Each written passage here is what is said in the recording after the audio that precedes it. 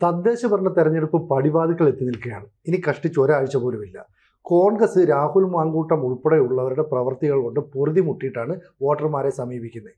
CPM-ൻ്റെ കാര്യം എടുത്തു കഴിഞ്ഞാൽ പത്മകുമാർ, ദേവസ്വം ബോർഡ് മുൻ പ്രസിഡന്റ്, വാസു, ഇവരുടെയൊക്കെ കാര്യം കൊണ്ട്, സ്വർണ്ണ കവർച്ചയുമായി ബന്ധപ്പെട്ട കാര്യങ്ങൾ കൊണ്ട് എങ്ങനെയാണ് ഈ വോട്ടർമാരെ അഭിമുഖീകരിക്കുന്ന കാര്യത്തിൽ പോലും സംശയമുണ്ട്.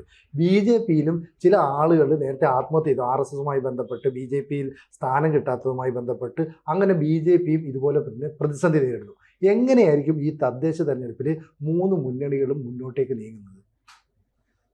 അതായത് ഇത് രാഹുൽ മാങ്കൂട്ടം, ശബരിമല, ഇതാണല്ലോ പറഞ്ഞത്. അതെ, ഞാനത് വേറൊരു തരത്തിലാണ് കാണുന്നത്. എന്താണെന്ന് വെച്ച് കഴിഞ്ഞാൽ ഈ UDF-ൻ്റെയും LDF-ൻ്റെയും പ്രധാനപ്പെട്ട പ്രശ്നം ഈ തദ്ദേശ തെരഞ്ഞെടുപ്പിൽ BJP ആയിരിക്കും എന്നുള്ളതാണ്. കാരണം കേരളത്തിലെ തദ്ദേശ തെരഞ്ഞെടുപ്പുകളിൽ ആദ്യമായിട്ടാണ് BJP ഇത്രയും സ്ഥാനാർത്ഥികളെ നിർത്തുന്നത്.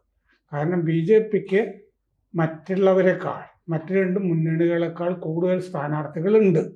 അതെന്തുകൊണ്ടാണെന്ന് വെച്ച് കഴിഞ്ഞാൽ മറ്റേത് മുന്നണി ആയിട്ടാണല്ലോ. ഇപ്പോൾ മുന്നണിക്കൊക്കെ ഇത് വിധിച്ചൊക്കെ കൊടുക്കണ്ട എല്ലാ സ്ഥലത്തും. BJP-യുടെ മുന്നണിയിൽ പ്രത്യേകിച്ച് ആരും ഇല്ലല്ലോ. ഇപ്പൊ BJP തന്നെ 5000 സ്ഥാനാർത്ഥികൾ ഇത്തവണ കൂടുതലാണ്. എന്നിട്ടും പല സ്ഥലത്തും സ്ഥാനാർത്ഥികൾ ഇല്ല. പക്ഷെ ആദ്യത്തെ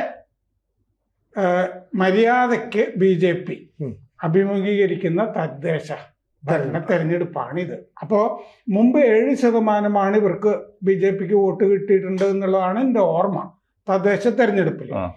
ഇത്തവണ ഇത് വലിയ ഒരു അളവിൽ വർദ്ധിക്കേണ്ടതാണ്. ഒരു 15% ഒക്കെ അങ്ങനെ എത്തുകയാണെങ്കിൽ BJP മറ്റ് 2 മുന്നണികൾക്കും വലിയ വെല്ലുവിളിയായിരിക്കും.